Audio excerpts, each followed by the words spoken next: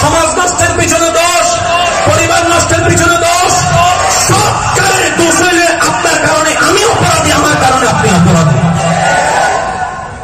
কষ্ট নিয়েন না, এটাই বাস্তব। আমরা কেমন চালাক জানেন? এমন চালাকের চালাক, নিজের পায়ে নিজে। এই তো মাশাআল্লাহ জোরে বলেন, আমরা নিজের পায়ে নিজে উড়াল মারে। আমরা এমন চালাক, এই পাহাড় যত কেটে ফেলবেন পৃথিবী তত হালকা হয়ে যাবে। এবার পরিবেশ বিজ্ঞানী যখন জিজ্ঞেস করলো এই পাহাড় কাটিস না, আপনি বলেন এটা আমার বাপের দিক না পাহাড়, আমার যা মন চায় তা করবো, আপনি বলার কে? তখন উনি বলবে যে পাহাড়টা তোর বাপের হইলেও তুই কাটার অধিকার রাখস না, কারণ এই পাহাড়টার জন্য পৃথিবী উপকার হচ্ছে, পৃথিবীর মধ্যে আমিও আছি, তুইও আছো, সবাই আছে, পাহাড় কাটা যাবে না। তখন বিজ্ঞানীকে প্রশ্ন করলাম পাহাড় কেন ইম্পর্টেন্ট? তখন এই কোরআনটা তোমার মতো নিতে জানি, সেজন্য কমতি।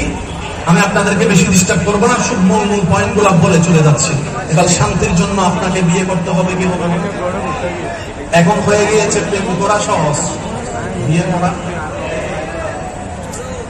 এই বিয়ে করা যত কঠিন হয়েছে অশ্লীলতা তত। একটু সত্যি কথা যেটা সেটা একটু জোরে বলেন না। বিয়ে যত কঠিন হয়েছে অশ্লীলতা তত। টাইম পাস করে করে মানুষের জীবন নষ্ট হয়ে যাচ্ছে, এমন হাজার ব্যাপার। বিয়েকে যদি সহজ করতে পারি অটোমেটিক এই প্রেম প্রীতির অশ্লীলতা বাস্তব না বাস্তব আপনারা বলেন না। এখন পরিবেশটা এমন ভাবে হয়েছে, প্রেম করলে ওরে বাবা তোর তো বয়ফ্রেন্ড আছে, গার্লফ্রেন্ড আছে, তুই স্ট্যান্ডার্ড ছেলে। এই মেন্টালিটি অনেকে আছে, কলেজে উঠার নিয়োগ করতেছে, হতে হলে তো তুমি তা করে না, কিন্তু একসময় এই চিন্তা ছিল। এখন সেই ছেলে মেয়েরা ক্লাস 8-9 মধ্যে প্রেম প্রীতি শুরু করে দিয়েছে। কেন? আপনার কারণে আমি দোষী, আমার কারণে আপনি দোষী। আপনার দোষটা কি হচ্ছে জানেন? হয়তো আপনার ছেলে নষ্ট হচ্ছে আমার মেয়ের কারণে, না হয় আমার ছেলে নষ্ট হচ্ছে আপনার মেয়ের কারণে। যাই হোক, লস তো দুজনের। আর আমরা কেউ লস চাই না, আমরা সবাই কি চাই? জোরে বলেন না কি চাই? এই বিয়ের মধ্যে দেন মোহর আছে না নাই?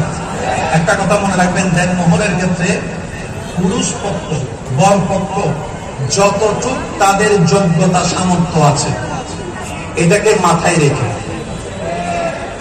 আর বেশি 2 লাখ আপনি বললেন 2 কোটি দেওয়া লাগবে, এটার নাম জুলুম। একটু জোরে বলে এটার নাম কি?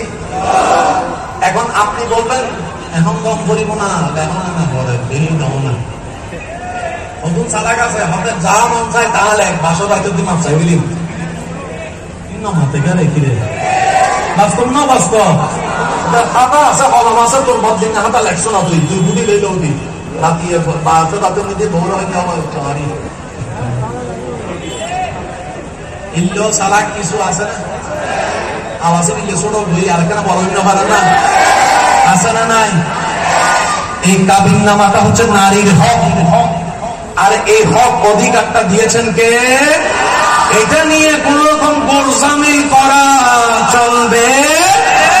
আল্লাহ আমাদেরকে শরীয়ত মোতাবেক আমল করে জীবন সাজার তৌফিক দান করি। আরো যারা বলেন না, তালাক এমন একটা হালাল কাজ, তালাক আল্লাহ জায়েজ করেছেন, কিন্তু অধিকার পছন্দ করে।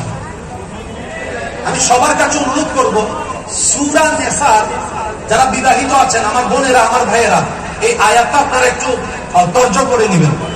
সূরা নিসার 34 এবং 35 নম্বর আয়াতটা আপনি বলবেন। এটা আপনার পড়া দরকার, প্রত্যেকটা স্বামী স্ত্রীর পড়া দরকার। সূরা বলেন না ভাই, সূরা আয়াত নাম্বার 34 এবং 35, প্রত্যেকটা বিবাহিত ছেলে নারী পুরুষ নারীর এটা পড়া দরকার। আল্লাহ তাআলা এমন সুন্দর একটা ডিজাইন করে দিয়েছেন, মানার মতো মানতে জানলে সংসারটাও সুখের হয়ে যাবে। সুবহানাল্লাহ জোরে বলি না। কিভাবে বুঝাই আমি আপনাদেরকে? লক্ষ কোটি বছর, লক্ষ কোটি মানুষ, লক্ষ কোটি ওয়াইজ বক্তব্য দিয়ে বই লেখে যতটুকু বুঝাতে পারে না, জ্ঞান অর্জন করতে পারে না, জ্ঞানের পাহাড় বানাতে পারে না, আল্লাহর কোরআন একটা শব্দ বলে তার চেয়ে বড় জ্ঞান প্রমাণ করে দিয়েছে। আপনি শুধু আলহামদুলিল্লাহ, মাদ্রাসার বাইরে একটু খেয়াল করবেন, সূরা ফাতিহার প্রথম নম্বর আয়াত কি? আলহামদুলিল্লাহ রাব্বিল আলামিন। মাত্র 4টা শব্দ। আপনি যদি আল-আমিন শব্দ নিয়ে গবেষণা করেন, কিতাব লেখেন, আপনার আমার সত্য গোষ্ঠী হায়াত শেষ হয়ে যাবে, আল-আমিনের ব্যাখ্যা শেষ হবে।